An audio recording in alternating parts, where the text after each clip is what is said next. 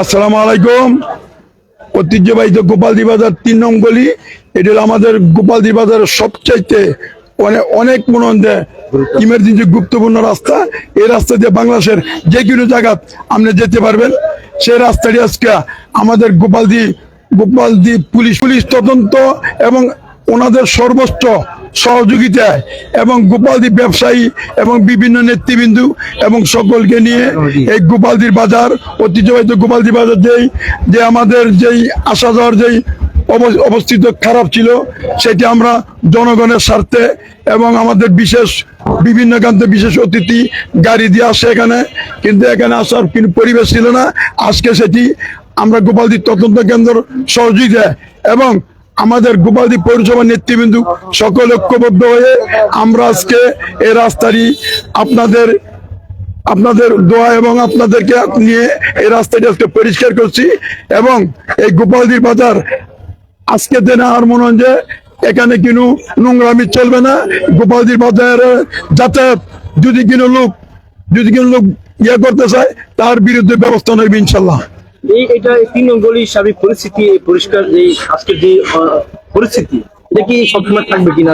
না, এটা মনে বিগত দিনে কিছু আসছিল, এখন থেকে আমাদের গোপালদি না, সারা বাংলাদেশ আমাদের মাননীয় প্রধানমন্ত্রী, যিনি নাকি 18 বছর পর এ বাংলাদেশে আইয়া 54 দিনের মাধ্যমে প্রধানমন্ত্রী হয়েছে, তার নেতৃত্বে এবং নজরুল ইসলাম আজাদ সাহেব দীর্ঘদিন 18 বছর সংগ্রাম এবং বিভিন্ন কর্মসূচি এবং বিভিন্ন আন্দোলন সংগ্রামে তিনি বাংলাদেশে ফার্স্ট হয়েছে।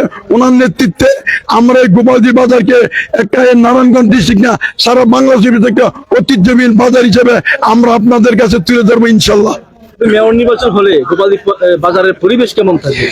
আমাকে যদি আপনারা মেয়র নির্বাচন করেন, এই গোপালদি পৌরসভায় প্রায় 33,000 ভোটার আছে, জনগণ আছে 44,000, কিন্তু সকলে আমাকে যদি নির্বাচন করেন ইনশাল্লাহ 100 আমি আপনাদের পাশে থাকবো। আপনারা জানেন যে আমি 24 ঘন্টার ভিত্তিতে আমি 18 ঘন্টায় আপনাদের সাথে আমি গোপালদি বাজার সবসময় থাকি। আমি বিগত 86 সাল থেকে আমি এই গোপালদি বাজার প্রতিষ্ঠিত একজন ব্যবসায়ী হিসেবে আপনাদের পাশে সবসময় থাকবে ইনশাল্লাহ। যে কোনো ব্যাপারে ইনশাল্লাহ আমি নজরুল ইসলাম আজাদ সাহেবকে বলবো যে আমাদের গোপালদি পৌরসভা যেন সারা বাংলাদেশের ভিত্তিতে একটা নজিরবিহীন এবং রেকর্ডবিহীন পৌরসভা হয়। সেজন্য আমি মাননীয় প্রধানমন্ত্রী, আমাদের জননেতা, 7.5 লক্ষ মানুষের প্রতিনিধি, যিনি নাকি বাংলাদেশের ভিত্তিতে আন্দোলন সংগ্রামে নাম্বার 1 হয়েছে, সে নজরুল ইসলাম আজাদ সাহেবের নেতৃত্ব আমরা এই 18,000 সহ গোপালদি পৌরসভাকে স্মার্ট পৌরসভা করবো ইনশাল্লাহ। এটা মনে হয় আজকে 150 বছর আগের বাজার, এটা ঐতিহ্যবাহী বাজার। এই গোপালদি বাজার দেখেন বৈরব, নরসিংদী, মাধবদী বিভিন্ন লোকের আমাদের গোপালদি বাজার মোকাম করছো। তখনকার যে মনে হয় মহাসড়ক ছিল মাধবদী সিলেট, সে রাস্তাটা ছিল না। তখনকার এই গোপালদি সবচেয়ে ঐতিহ্যবাহিত এবং বিভিন্ন এলাকার বৈরব সহ এই গোপালদি থেকে মোকাম করছে। কিন্তু আগামী দিনে ইনশাল্লাহ আমরা সে পরিবেশ করতে চাই। আর হইলো আমাদের এই গোপালদি, আমরা এমন একটা গোপালদি করবো সন্ত্রাস, চাঁদাবাজ এবং এতে মুক্তি করবো।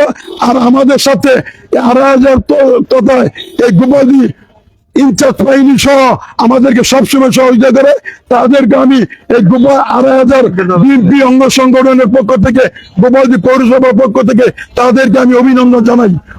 ওনারা যে কাজ করতেছে সেই কাজের জন্য এই নজরুল ইসলাম আজাদ সাহেব, আপনিও তাদের দিকে। আমার মনে হয় যে আর কিছু কথা বাকি আছে, আমার মনে ছিল না যে নাকি মেইন কথা, আমাদের গোপালদির বাজার কিনো হাসপাতাল নাই, কিনো মনে হয় গ্যাস নাই। আমরা আর হইলো 20 টন হইতে আমাদের খাক্কান্দা পর্যন্ত এই নদীকরণ করলে আমাদের গোপালদি বাজারের ঐতিহ্য আবার ফিরে আসবো।